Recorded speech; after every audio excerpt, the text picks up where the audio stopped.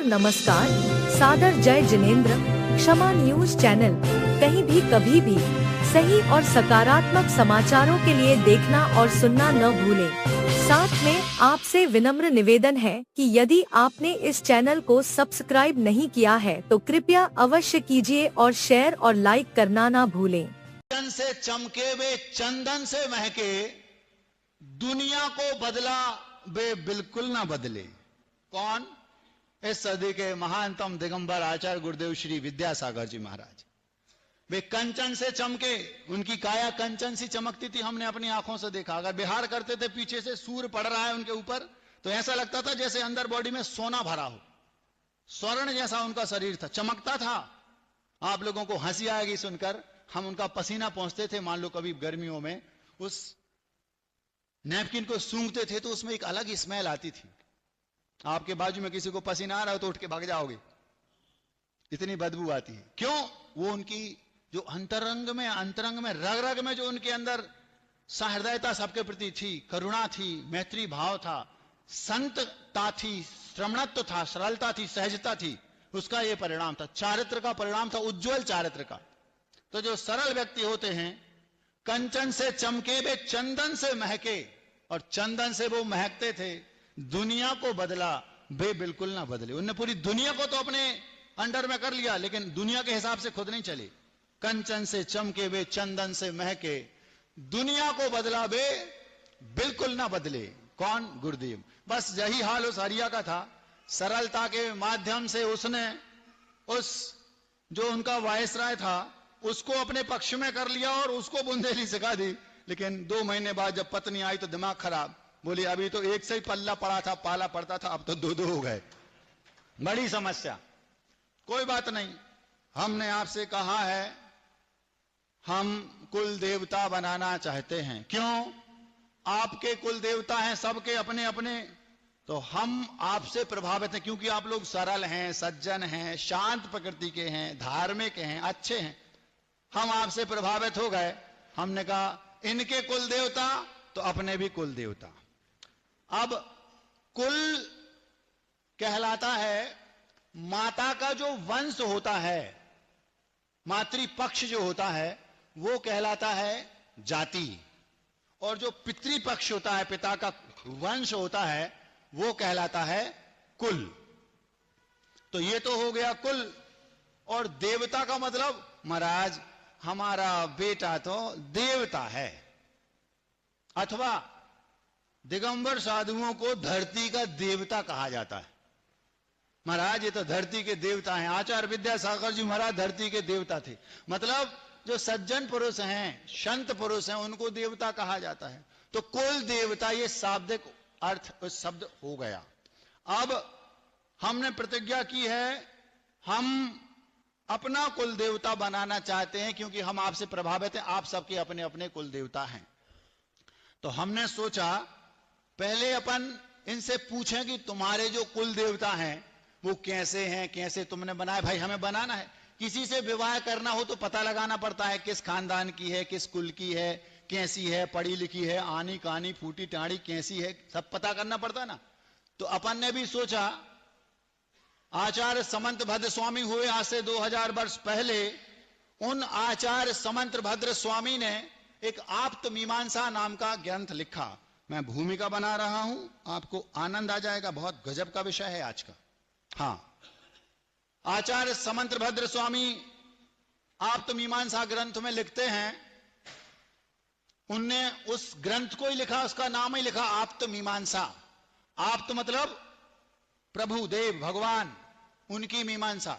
किसी ने कहा ये भगवान हैं तो वो क्या बोलते हैं, मेरा ये जो दिमाग है, मस्तिष्क है, वो 30 रुपया का वो खोपड़ी नहीं है, नारियल की खोपड़ी निकलती, किसी भी खल बट्टे में डालो और उसको चटनी बना लो।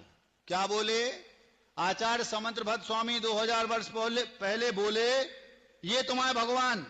तो वो बोलते हैं मैं तुम्हारी नहीं मानूंगा, मैं परीक्षा प्रधानी हूं, पहले मैं पता लगाऊंगा, मेरा सर कोई सड़ा श्रीफल नहीं कहीं भी फोड़ दो, मेरा मस्तिष्क कोई 30 रुपया वाले नारियल की खोपड़ी नहीं किसी भी खलबट्टे में डाल दो। ये तो बहुत कीमती वस्तु है ये, वहीं उसी खलबट्टे में पड़ेगा जिसमें पड़ना चाहिए। मैं वहीं सिर झुकाऊंगा जहां झुकाने योग्य हो। गंगा का पानी चाहिए मुझे, नाली का नहीं। कोई कह दे नाली का पानी गंगा के, तो मैं तुम्हारे कहने से नहीं मानूंगा, पहले परीक्षा करूंगा। तो हमारे मन में भी आया, हम भी कुल देवता बनाना चाहते हैं। आपने कहा महाराज हमारे ये कुल देवता, हमने कहा हम भी बनाएंगे। पूछेंगे आपसे कि आपके कैसे हैं भैया, हमें बताओ। उन्होंने लिखा, देवागम नभोयान चामरादि विभूतिया माया विश्व दिश्यन्ते नातस्तमसि नो महान। पहला श्लोक लिखा, उसमें लिखा है आपके यहां देवों का आवागमन लगा रहता है, आकाश में गमन आप कर लेते उस समय जब वो तीर्थंकर थे समूसरण में, और बड़े बड़े राजा महाराजा आपको सिर झुका रहे, चंवर डुराए जाते। ये तो एक मायावी में भी देखा जाता है, आप में और उसमें क्या फर्क? कोई ऐसी चीज बताओ जो आप में अल्टीमेट हो। ऐसी 5-6 गाथाएं लिखी और 6 गाथाओं के बाद परीक्षा में पास हो गए। फिर कहा सत्यमेवासि निर्दोषो युक्ति शास्त्र अविरोधी वाक। अब आप युक्ति और आगम दोनों से हमने आपको सिद्ध कर लिया कि आप सिद्ध शुद्ध परमात्मा हैं। अब आपको मेरा नमस्कार। उसी पैटर्न पर हम चल रहे हैं। हमने भी सोचा पहले आपसे पूछेंगे भैया आपके कुल देवता कौन है, कहां हैं, कैसे हैं, कहां से आए। अगर हमें जम गए तो आज से हमारे भी कुल देवता पक्के। फिर 2 बातें हो गई। तो हमने आपसे पूछा कि भैया ये बताओ तुम्हारे कुल देवता कौन हैं। तो बोले महाराज कुल की परिभाषा आपने बता दी। पितृपक्ष को, पिता का जो पक्ष है वो कुल, और उसके जो देवता मतलब जो हमारे घर में हमारे पूर्वज हुए वे सब हमारे कुल देवता हैं। पूर्वज मतलब महाराज जी पूर्व में जिन्होंने जन्म लिया, मतलब दादाजी, उनके पिता, परदादा, उनके दादा, उनके दादा, जो हमारी वंश परंपरा चली आ रही है वे सब हमारे पूर्वज हैं, वे सब हमारे कुल देवता हैं। ये उनने बोल दिया। तो हमने सोचा कि अगर इनने इस पैटर्न पर अपने कुल देवता बनाए हैं तो हमने कहा पहले अपन इनकी मीमांसा करें। जो भी हमारे घर में पूर्वज थे उन सब की डेथ हुई, ये तो आपको भी पता है। और गतियां हैं 4, देवगति, मनुष्य गति, तिर्यंच गति और नरक गति। इन चारों गतियों के अलावा एक पंचम गति है जिसको बोलते हैं मोक्ष, सिद्धालय। वहां तो आज का पंचम काल का साधु नहीं जा सकता, आपकी तो बात ही खत्म है। तो स्वाभाविक है वे वहां तो गए नहीं, वहां गए होते तो देवादिदेव भगवान बन जाते, तो वो तो है नहीं। अब बची गतियां 4। जितने भी आपके पितृपुरुष हैं, दादा परदादा, उनके दादा, उनके परदादा, जो भी आपकी वंश परंपरा से पिछले 2-2.5-5 हजार वर्षों से जो भी आपका वंश है उसमें जितने भी लोगों ने जन्म लिया वे सबका मरण हुआ, ये तो फैक्ट है। वे सब के सब कहां गए होंगे? इन 4 गतियों में से किसी ना किसी गति में गए होंगे। अगर वे नरक चले गए हों, मान लो नरक नहीं गए हों, ऐसा तो है नहीं, आपके जो पूर्वज हैं मान लो उसमें से कोई नरक गया तो नारकी को तो पूज नहीं सकते। तो हमने कहा भैया गड़बड़ है, ये पैटर्न तो हमें समझ में। मान लो आपके पूर्वज उन्होंने कुछ ऐसा काम किया कि वे नरक चले गए, तो अभी वे नरक में कुटपिट रहे होंगे, तो हम उनको तो भाई पूज नहीं सकते, क्यों? वे तो वहां ठुक पिट रहे और हम यहां पूजें, ये तो गलत बात है। तो ये एक बात तो हट गई। अब महाराज जी ये भी संभव है कि वे तिर्यंच गति के जीव बने हों। तो अगर मान लो तिर्यंच गति के जीव बने हों, अगर मान लो तिर्यंच गति के जीव बने हों तो फिर हम उनको पूजेंगे, ये भी नहीं जमता। महाराज क्या तिर्यंच गति में के जीव हम बन सकते हैं? अभी हमने कल नहीं परसों बताया था, जगन्नाथ जी के 3 बेटे थे और उनने एक चौराहे पर बहुत बड़ी डायमंड की अथवा ज्वेलरी शॉप थी, वहां पर पिताजी की डेथ हो गई, पिताजी मायाचारी करते थे, सो बकरा बने। तो जब आज वर्तमान में हमारे सगे पिताजी बकरा बन सकते हैं तो फिर हमारे पूर्वज अगर मान लो तिरंच गति में चले गए तो इसमें क्या बाधा? तो बन सकते हैं। एक दिन हमने एक कहानी और सुनाई थी, अगर आपको याद हो, वो कहानी सुनाई थी मेंढक की। सेठ जी थे, सेठ जी के सामने दीपक रखा है, उसमें तेल भरा है और जो पत्नी है सेठानी, बार बार उसमें घी डाल रही और वे बैठे सामायिक कर रहे सेठ जी, और मायाचारी चल रही, प्यास लगी थी और मायाचारी भी चल रही और धर्म के प्रति मतलब सामायिक भी कर रहे थे। तो उनको उसका फल मिला था कि उनकी डेथ हो गई और पानी की तलफ लगी थी, सो पानी में गए और मायाचारी कर रहे थे क्योंकि बैठे हैं सामायिक को, दिमाग में कुछ और चल रहा है, तो वे अपने ही घर की बावड़ी में मेंढक बने। इससे सिद्ध होता है कि हमारे पूर्वज भी मेंढक भी बन सकते हैं, सांप भी बन सकते हैं, कछुआ भी बन सकते हैं, हाथी, घोड़ा, ऊंट, बिल्ली कुछ भी बन सकते हैं। बकरा बनने वाला उदाहरण शास्त्रों में है और मेंढक बनने वाला उदाहरण भी शास्त्रों में है। अब अगर हमारे पूर्वज त्रियंच गति में गए तो वे पशु पक्षी बने होंगे, तो क्या हम उनको पूजें? ये भी बात नहीं जमती। अगर नारकी बने हैं तो वहां तो ठुक-पिट रहे, उनको पूजने का तो सवाल ही नहीं। और अगर त्रियंच बने हैं तो भी गड़बड़। एक त्रियंच का तो ऐसा उदाहरण दे रहा हूं, अब भी दिमाग में आया। धर्म रुचि नाम के एक मुनिराज थे।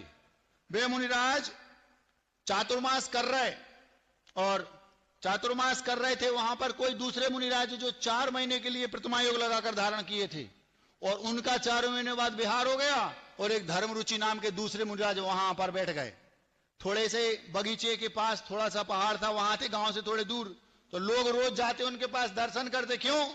तपस्वी मुनिराज हैं। अब 4 महीना बाद वे तो चले गए और उसी स्थान पर दूसरे आ गए। अब लोग समझ रहे हैं वे तपस्वी हैं जो 4 महीने से बैठे, उनकी पूजा कर रहे हैं उनको समझ के, और महाराज को पता है कि ये हमें वो समझ रहे, लेकिन चुपचाप बैठे हैं। मुख से ही मायाचारी हुए जरूरी नहीं, ध्यान रखना। क्या कहा? मायाचारी मुख से ही हो ये जरूरी नहीं। भावों में मायाचारी थी, महाराज शांत बैठे ऐसे। उन्हें मालूम है कि लोग हमें कौन सा महाराज समझ रहे, जो महाराज पहले 4 महीने चातुर्मास करके वो हमें समझ रहे वो, और वे फिर भी बैठे रहे शांति से। मरण हुआ, त्रिलोक मंडन हाथी बने, जो रावण का हाथी था ना, त्रिलोक मंडन। जब एक मुनिराज मायाचारी करके हाथी बन सकते हैं, तो तुम्हारे पूर्वज किस खेत की मूली हैं? वे त्रियंच भी बन सकते हैं। अभी हम भूमिका बना रहे हैं, अभी दिमाग खराब होने वाला है आपका। समझ में आ रही बात? जिसको नहीं करना हो वो जा सकता है, दरवाजा वहां है। हाँ, क्योंकि अभी विधान होना है, दिमाग खराब हो गया तो विधान कैसे करेंगे? हाँ, अब यदि हमारे पूर्वज, कुल देवता कौन है आपके, जिनको आप कुल देवता मान के पूज रहे हैं, वो कौन है आपके पूर्वज?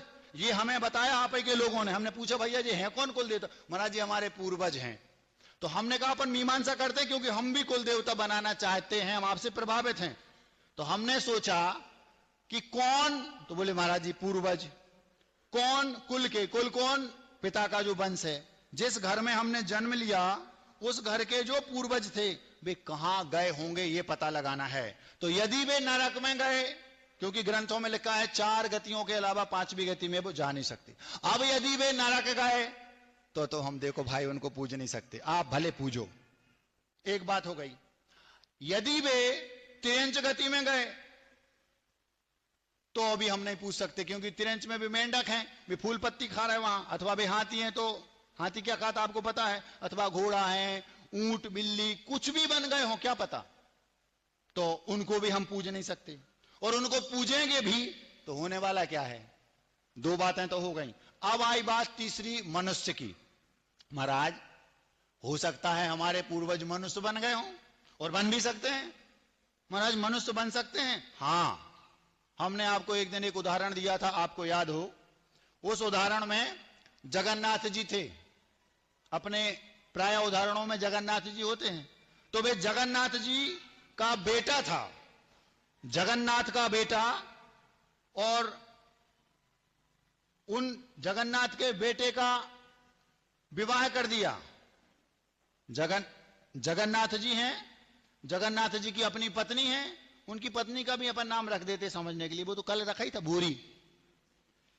तो जगन्नाथ जी हैं और जगन्नाथ जी की पत्नी है भूरी, और जगन्नाथ और भूरी का बेटा हुआ, बेटे का बड़ा हुआ, उसका विवाह कर दिया।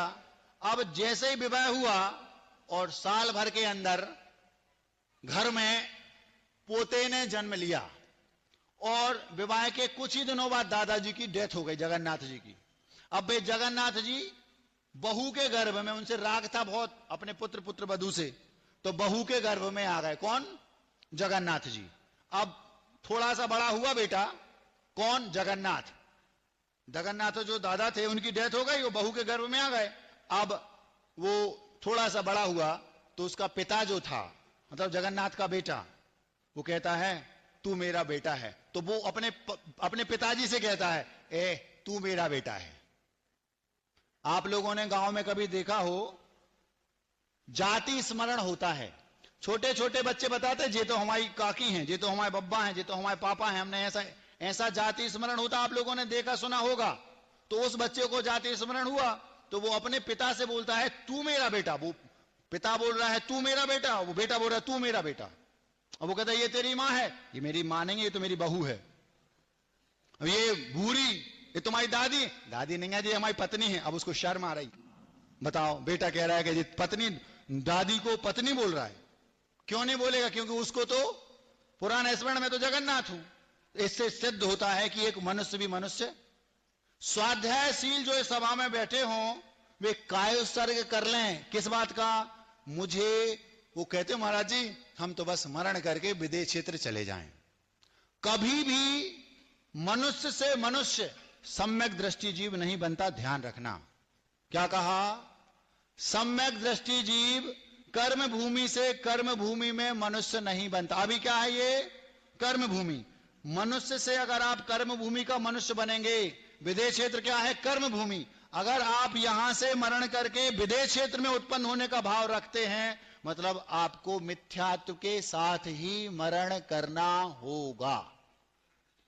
आप अगर चाहते हैं कि हम मिथ्यात्व के साथ मरण करें तो आप ये भावना भाना में विदेश क्षेत्र चला जाऊं, नहीं तो सम्यक दृष्टि जीव तो नियम से स्वर्ग ही जाएगा, स्वर्ग ही जाएगा। तो यह सिद्ध हो गया कि एक सम्यक दृष्टि जीव कर्म भूमि से कर्म भूमि में जन्म नहीं लेता।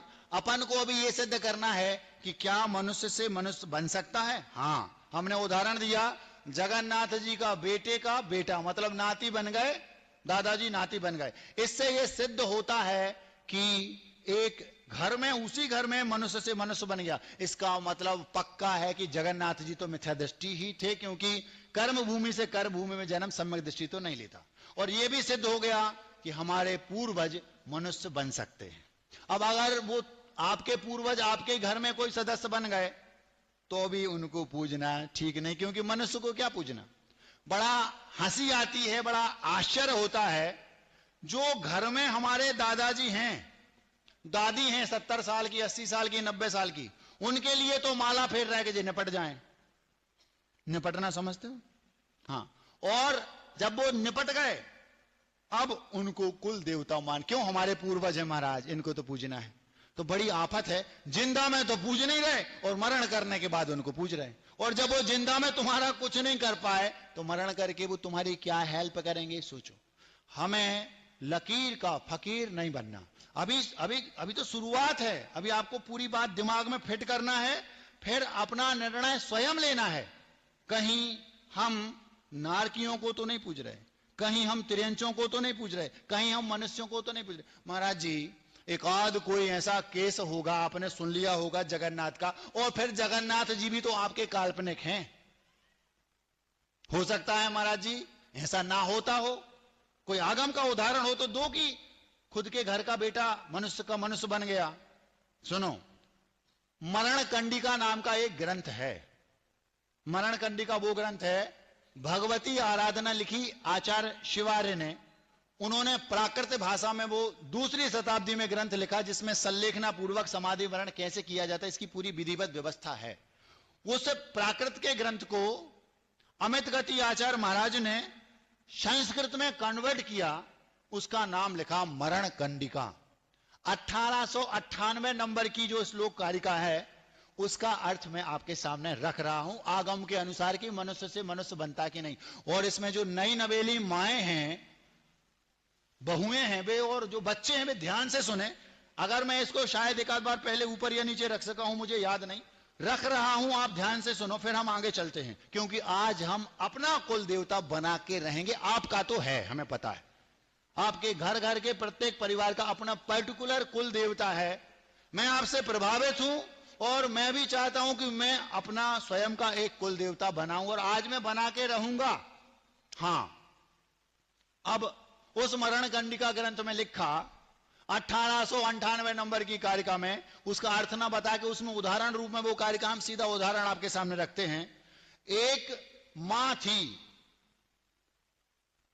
उसका पति था, मतलब पिता और पति पत्नी दोनों, बाद में वो मां बनी।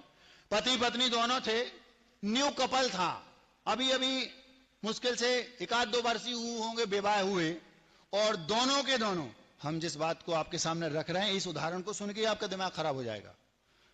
पति पत्नी दोनों थे। मरण कंडिका नाम की 1898 नाम की कारिका है, जो उसका अर्थ है उदाहरण रूप में। उसमें लिखा कि पति पत्नी दोनों साथ में हैं, अचानक पति की डेथ हो गई। जैसे ही पति की डेथ हुई, उस पत्नी ने, वो संस्कारवान थी, डेथ हुई तो 1-2 दिन तो रोएगी, स्वाभाविक है, और मन ही मन उसने आजीवन ब्रह्मचर्य व्रत ले लिया। और जब गुरु मिले तो गुरु से उसको वेरीफाई करा लिया। क्यों? क्योंकि कोई भी नियम ना तो मन से लिया जाता है और ना भगवान से लिया जाता है। क्यों? हमें पता नहीं, हमने भगवान के सामने भावुकता में कोई नियम ले लिया। अब भगवान तो मौन है, तो आपसे वो पलेगा नहीं, या उस योग आप है नहीं, तो बाद में वो टूटेगा तो दोष लगेगा। इसलिए नियम ना स्वयं लिया जाता है और ना भगवान से, नियम हमेशा गुरु से लिया जाता है। क्यों? गुरु एक्टिव हैं, आप उनसे सामने, महाराज जी हम ये नियम लेने, ये तुम नहीं, अभी नहीं, अभी रुको, वो समझा देंगे और आपके जो भावुकता है वो समाप्त हो गई। 4 दिन बाद आपको लगा अच्छा रहा भैया, गुरु ने मना कर दिया, क्योंकि गुरु को पहले पता है तुम्हारे योग नहीं, तुम पाल नहीं पाओगे, छूट जाएगा तो तुम्हें और पाप लगेगा। तो गुरु से ही हमेशा नियम लिया जाता है, ये बात याद रखना, भगवान के सामने नहीं। अगर मान लो उस समय गुरु नहीं है और आपको कोई लेना भी है, तो संकल्प ले लो मन में और बाद में जाकर सील साइन करवा लो गुरु से। जैसे जो होते ना सीए, अपने सारी फाइलें ठीक ठाक कर ली हो, जाकर सीए से सील साइन करवा लीजिए, ऐसा करना।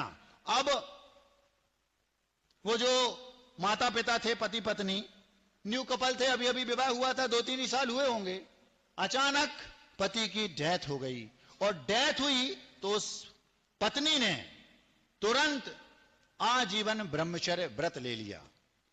और पति तो रोज साथ में था ही, उसका गर्भ ठहर गया। 9 महीने बाद उसका एक सुंदर संतान ने जन्म लिया।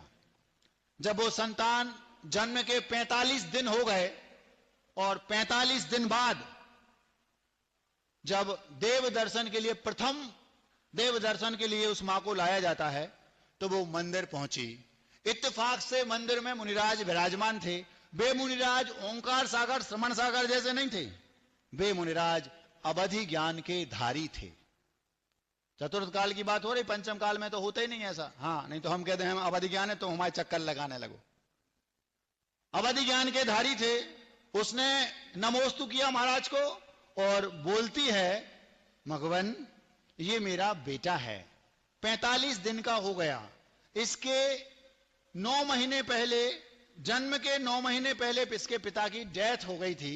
मैं बस, आप चूंकि अवधि ज्ञान के धारी हैं भगवान, मैं केवल इतना जानना चाहती हूं कि इसके जो पिता हैं वो कहां हैं।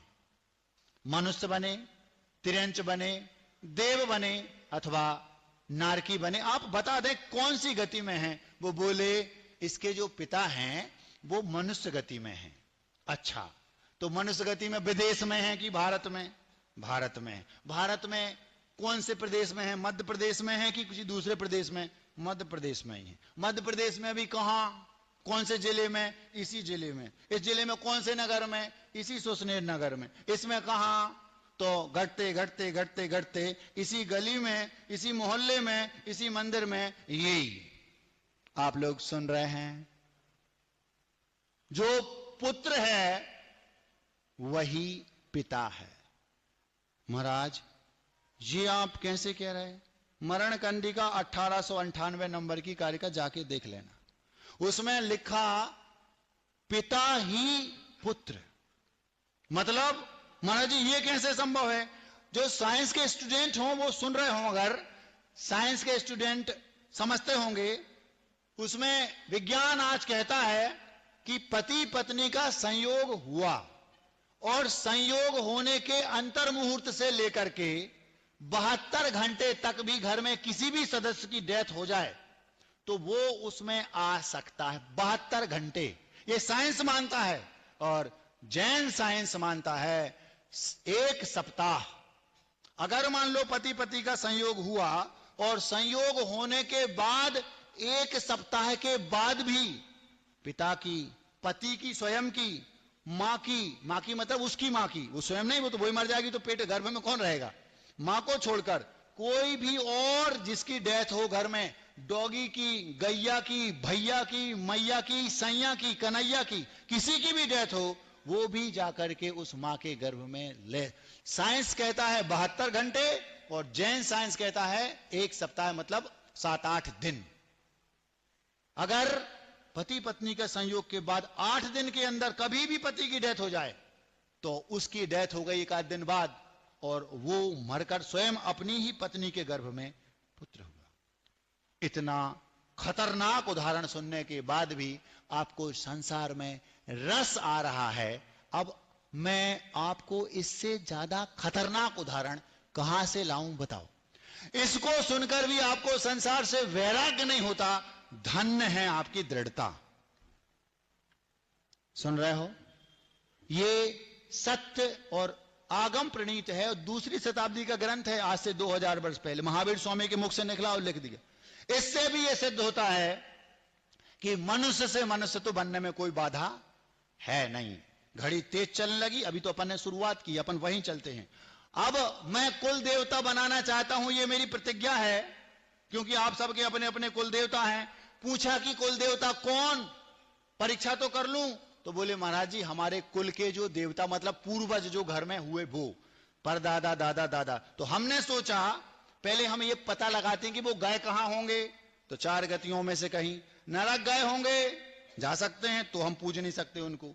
त्रियंच बने होंगे, मेंढा कहां थी, ऊंट बिलैया, तो नहीं पूज सकते। और अगर मनुष्य बने हों तो भी हम उनको नहीं पूज सकते। क्यों? मनुष्य को क्या पूजना। अब आप लोगों को पूरा भरोसा है, इसका मतलब कि आपके जो कुल देवता हैं पूर्वज, वे सब के सब देव बने होंगे, तभी तो आप पूज रहे। देवादि देव की तो बात ही खत्म हो गई, बन नहीं सकते। अब बची एक ऑप्शन देव। अगर वे 4 में से 3 गतियों में गए तो आप पूज नहीं सकते उनको, ये तो फैक्ट हो गया। जिनके पास घर की बुद्धि होगी वो मेरे भावों को अच्छे से समझ रहे होंगे। किराए की बुद्धि वालों को अपन समझाना नहीं चाहते, क्योंकि वो तो 70 दिन में अभी तक नहीं समझे, आपका समझेंगे। समझ में आ रही? महाराज हो सकता है हमारे पूरे पूर्वज जितने भी हमारे खानदान में हुए सब देव बने हो, ठीक है। अगर वे देव बने हैं तो भवनेत्रिक होती है। 4 निकाय होते देवों के, व्यंतर, भवनवासी, ज्योतिषी और वैमानिक। आपकी जानकारी के लिए बता दूं, जो वैमानिक देव होते हैं वे सम्यक दृष्टि भी जन्म लेंगे वहां, मिथ्या दृष्टि भी। लेकिन पंचम काल में वैमानिक देव यहां आते नहीं। तो जब वे आते ही नहीं तो आपका कुछ हित अहित करेंगे ही नहीं, तो उनको पूजने से फायदा क्या। अब बचे 3। कौन? भवनेत्रिक के 3, जिसको देव दुर्गति बोलते हैं। वैमानिक को छोड़ करके भवनवासी, व्यंतर और ज्योतिषी। ज्योतिषी मतलब ये ऊपर वाले, ज्योतिषी पूरे देव। भवनवासी और व्यंतरों की व्यवस्था हम आपको बता चुके हैं। यत्र तत्र विचरन्ति इति व्यंतरा। यहां भी भवनवासी और व्यंतरों के आवास होंगे। कहीं भी वृक्षों की कोटर, खाली शून्य स्थान, खाली घर, खाली मकान, जंगल, पर्वत, बावड़ी, कुएं, इन आदि में वो रहते हैं। इन जगहों पर उनका। इसके अलावा उनके और भी 2 आवास हैं। एक तो इस चित्रा पृथ्वी के नीचे और एक द्वीप समुद्रों के ऊपर। एक को बोलते हैं भवन, एक को भवनपुर और एक को आवास। इन तीनों के में से देव ज्योतिषी रहते हैं ऊपर और भवनवासी और व्यंतर यहां वहां।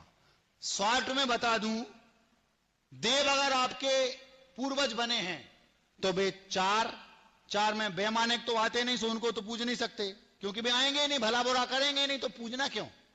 उससे अच्छे तो फिर भगवान को पूजे, क्योंकि भगवान भी नहीं आते। अब बचे 3, वैमानिक को छोड़कर व्यंतर, ज्योतिषी और भवनवासी, इसको भवनेत्रिक बोलते हैं, इसको देव दुर्गति बोलते। जैसे मनुष्यों में कोई शूद्र है तो बेचारा मनुष्य होके भी वो निम्न कुल का है, वैसे ही ये देव होकर के भी उच्च स्तरीय देव नहीं कहलाते, ये निम्न स्तरीय देव कहलाते, इसको भवनेत्रिक बोलते हैं। और सिद्धांत है भवनेत्रिक में सम्यक दृष्टि जीव जन्म नहीं लेता, ये सिद्धांत है, ग्रंथों में लिखा है। अब अगर वे ऊपर के बने तो आएंगे नहीं, और नीचे के बने भवनेत्रिक में गए व्यंतर भवनवासी ज्योति, तो वे मिथ्या दृष्टि ही जन्म लेता वहां समय, तो मिथ्या दृष्टि को क्या पूजना। अब हम बड़ी आफत में पड़ गए। तुम्हारे कुल देवता हैं अपने घर घर के परमानेंट पर्टिकुलर तो ठीक है, अब हम कुल देवता बनाना चाहते हैं और 4 गतियों के अलावा आपके पूर्वज कहीं गए नहीं, तो अब हमें इन 4 को तो हम बना नहीं सकते। क्यों? क्योंकि कारण बता दिया। नारकी को हम कुल देवता बनाएंगे नहीं, तिरंज को बनाएंगे नहीं, मनुष्य को बनाएंगे नहीं, और देव जो ऊंची जाति के हैं वे आते नहीं, नीचे वाले को बनाना नहीं। अब 4 गतियों के अलावा आपके पूर्वज कहीं गए नहीं और आप उनको पूजते हैं। हमें समझ में नहीं आता, आपकी समस्या नहीं दिख रही हमें ये दिख रही हम अपना कुल देवता किसको बनाएं, क्योंकि हम प्रण ले चुके हैं कि हम तो आज कुल देवता बना के रहेंगे। अब कैसेट फंस गई। महाराज आप कायसर्ग तो ना, कायसर्ग कर लिया हमने, बड़ी आफत। अगर हमने कायसर्ग कर लिया तो दुनिया की कोई ताकत उस कायसर्ग को बदल नहीं सकती, ये आपने देख लिया। हमने कायसर्ग कर लिया, एक कपड़ा नहीं पहनूंगा जिंदगी भर, कोई दुनिया की कोई ताकत पहना नहीं सकती। हमने कायसर्ग कर लिया, हम खड़े खड़े एक बार हाथों में ही खाएंगे, दुनिया की कोई ताकत हमें डायमंड की कटोरी में खिला नहीं सकती। हमने कायसर्ग कर लिया, हम पैदल ही चलेंगे, कोई चार्टर्ड प्लेन में हमें बिठा नहीं सकता। क्यों? एक दिगंबर मुनि का कायसर्ग मतलब पत्थर की लकीर। हमने कायसर्ग कर लिया है आज तो कि हम आज अपना कुल देवता बना के रहेंगे। अब कैसेट फंस गई। आपके हिसाब से बनाएं तो हमारी वो विधि विधान में ठीक नहीं बैठ रहे, और बनाना जरूर है तो क्या करें। तो फिर हमने सोचा भैया इनके कुल को छोड़ो, अपन पहले अपने कुल पे आओ। हम अगर आपकी जगह होते, अपने कुल देवता जो आपने बनाए हैं उनको इसलिए नहीं पूजते क्योंकि पूर्वज गए 4 गतियों में, वे चारों पूजने योग्य नहीं है, अब हम किसको पूजें। फिर हमने सोचा हम अपने कुल की चर्चा करते। हमारे कुल में हमारे जो पिता हैं, कौन? आचार्य विद्यासागर जी महाराज, वे पूज्य हैं। फिर उनके जो पूर्वज हैं कौन? श्री शांति वीर शिव ज्ञान तथा सुविद्या, ऐसा बोलते ना, शांति सागर जी, वीर सागर जी, शिव सागर जी, वे भी आचार्य महाराज थे, वे भी पूज्य हैं। फिर उसके ऊपर कौन था? हमें तो कुल देवता मतलब शुरुआत बताओ। तो उनको किन को पूजते थे? वो तीर्थंकर महावीर को। तीर्थंकर महावीर 24 तीर्थंकर। पहले तीर्थंकर कौन? आदिनाथ। उसके पहले क्या था? कुछ नहीं, स्लेट साफ थी इस युग में।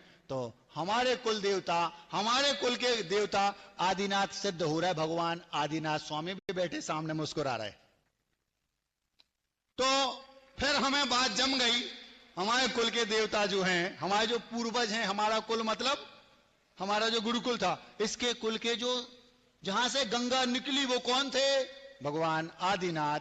वे पूजने योग्य हैं क्योंकि वे 4 गतियों में से किसी गति में नहीं, वे ऊपर है, उनको हम पूज सकते, वे आए तो और ना आए तो हमें जरूरत ही नहीं।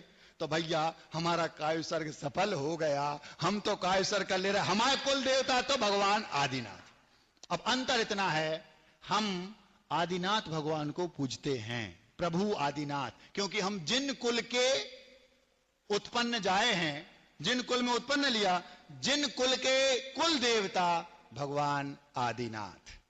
फिर 24 तीर्थंकर हमारे कुल देवता। क्यों? वे कुल ही के तो हैं। अब हमारे कुल देवता तो हमने फिक्स कर लिए।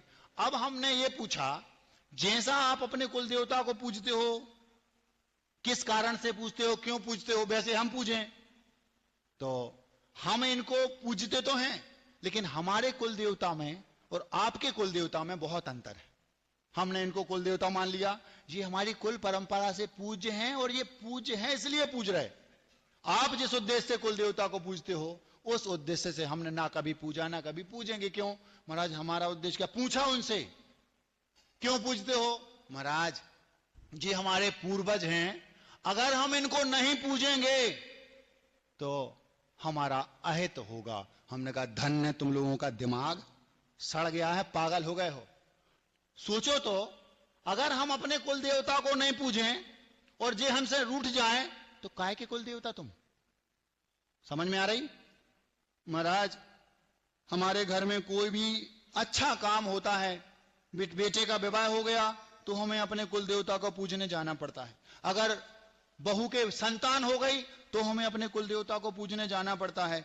और कुछ भी, कोई भी अच्छा धार्मिक कुछ भी घर में हो, हम लोगों को वहां जाना पड़ता है। अगर नहीं गए तो महाराज गड़बड़ हो जाती है, या तो बच्चा बीमार हो जाता है, नहीं तो डेथ हो जाती है, नहीं तो हम बर्बाद होने लगते। हमने कहा इसका मतलब है कि तुम्हारे कुल देवता तो नहीं है। देवता कौन? जो सज्जन हो, सभ्य हो, हरिया जैसे हो, वो देवता कह लो तो ठीक भी है। अगर आपके बाजू के घर में, घर के बाजू में रहने वाला आपका पड़ोसी आपके अच्छा होने पर अगर उसको बुलौआ ना दो, आपके घर में विवाह हो, बाजू वाले को बुलौआ ना दो, तो वो गाली देने लगे, तो वो आपका मित्र है कि शत्रु? बोलो महाराज, वो तो शत्रु है। तो आपके कुल देवता को अगर आप ना पूजो और वो आपका अहित कर दें, आपके बच्चे को बीमार कर दें, आपके बच्चे की डेथ हो जाए, आपके घर में अपशगुन होने लगे, आप परेशान होने लगो, तो वो कुल देवता है कि कुल शत्रु? मुझे बताओ। आप लोग लकीर के फकीर बने हैं। मुझे इतना दुख होता है सोच करके कि ये क्या कर रहे हैं। जिन कुल में जन्म लेके, शेरों के कुल में जन्म लेके बकरियों जैसा काम कर रहे। सोचो तो, समझ में आ रही? हम कुल देवता बनाना चाहते, हमारी प्रतिज्ञा थी, हमने तो बना लिया। कौन? भगवान आदिनाथ हमारे कुल के देवता हैं। इसके अलावा दुनिया का कोई जिसके अंदर ये हो, वो सब हमारे कुल देवता, चाहे वो महावीर हो, चाहे शांतिनाथ हो, चाहे पारसनाथ हो, चाहे और जितने भी हुए, तीर्थंकर को छोड़कर जितने सिद्ध हुए अनंतानंत, वे सब हमारे कुल देवता। क्यों? वे सिद्धालय में पंचम गति में विराजमान। लेकिन इन चार गतियों में से कोई भी हमारा, मुझे हंसी आती है, जीवित अवस्था में अपने माता पिता दादी दादा को तो खाने नहीं दे रहे और मरने के बाद उनको पूज रहे। क्यों? क्योंकि ये अहित न कर दें। जब वे जीवित अवस्था में तुम्हारा कुछ नहीं कर पाए तो मरण अवस्था में वो क्या करेंगे? सोचो तो। और चार गतियों में से कहीं भी गए हो, मनुष्य बने तो तुम्हारा कुछ नहीं कर सक रहे, तिरंच बने तो तुम्हारा कुछ नहीं, नरक गए तो नहीं, और देव बनने के तो चांस लगा ही नहीं रहे उनके, उन्हें कर्म ही ऐसे नहीं किए। और बन भी गए तो भवनेत्र के बनेंगे, मिथ्या दृष्टि। अब हम किस कुल देवता को पूज रहे हैं मुझे समझ में नहीं आता। कुल देवता जरूर होना चाहिए, लेकिन कौन? जो कसौटी पर खरा उतरे, इन चारों गतियों से हटके जो पंचम गति में विराजमान है, वे सब हमारे कुल देवता। समझ में आ रही बात? महाराज जी, लेकिन आप तो कह रहे आज तो चले जाओगे, लेकिन हमें डर लगता है कहीं कुछ हो गया तो। हम 7-8 दिन से सोच रहे, हम 7-8 दिन से अकेले सोते हैं यहां भी अंदर, पूरे मंदिर में कोई नहीं। हम माला फेर रहे, भगवान एक आध तो कोई आ जाए। हमें कहा गया महाराज अब आपका ये होने वाला है, अब आपका वो होने वाला है, ऐसा हो जाएगा, आपका वैसा हो जाएगा, उनका हो गया, उनका हो गया। हम सोच रहे हमारा भी तो हो जाए, कोई आए तो। किसी की हिम्मत नहीं कि वो एक सच्चे साधु के सामने आ जाए, और अगर आएगा भी लिख लो, नाक रगड़ेगा नाक और चला जाएगा नमोस्तु करके। मैं रोज इंतजार करता हूं कोई तो आए, धर्मेंद्र आ जाए, हेमा मालिनी, कोई तो आ जाए। किसी की हिम्मत नहीं। समझो, आप पहले समझो बात को। हां, इसलिए आप लोगों से कहना है, आप बुद्धि लगाओ। जिसको भी आप अपना कुल देवता मान के पूज रहे हैं, पहले बुद्धि लगाओ, ये हैं कौन। वही वाली बात हो गई कि मेला में वो हमने एक दिन कहाई सुनी थी, कौआ गिर गया ऊपर से नीचे। अब वो पंडा थे, उनने एक माला रख दी, 4 रख दी, धीरे धीरे ढेर लग गया। सेठ जी उनने मन्नत मांगी, पूरी भी हो गई, पत्थर का मंदिर बन गया। कौन से देवता? ये है कुल देवता की हकीकत आपके। समझ में आ रहा? समंत भद्र स्वामी ने लिखा है रत्न करंडक श्रावकाचार में, क्या लिखा मालूम?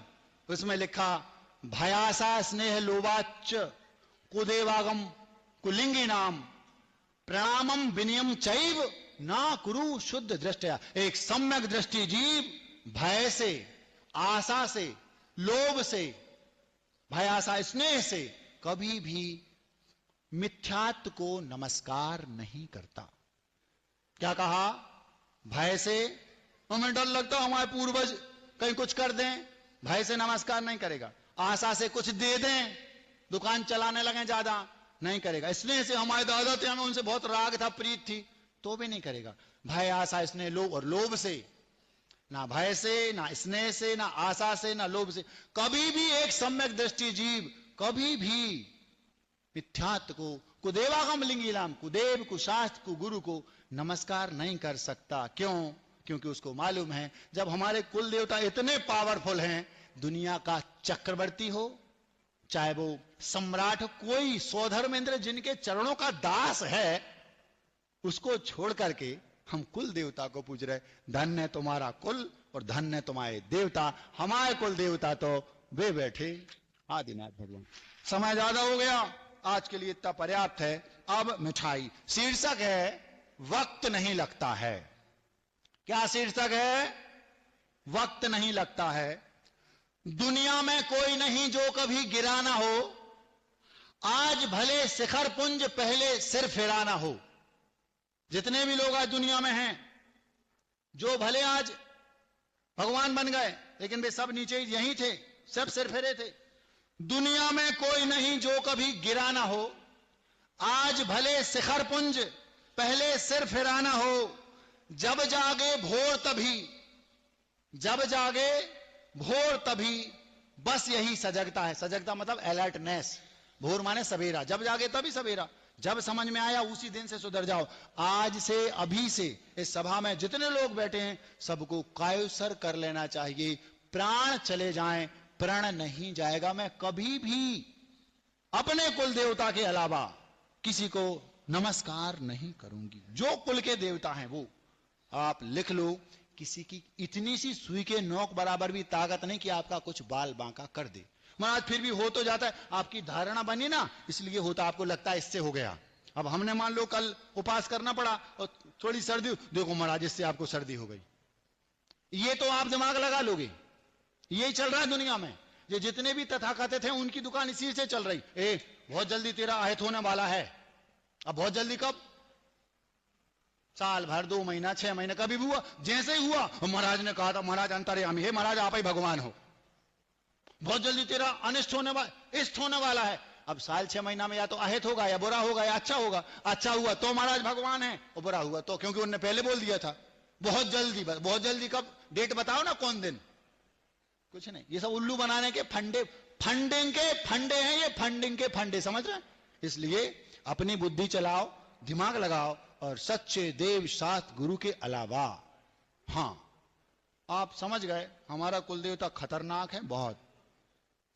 दुनिया में कोई नहीं जो कभी गिरा ना हो, आज भले शिखर पुंज पहले सिर फिरा ना हो।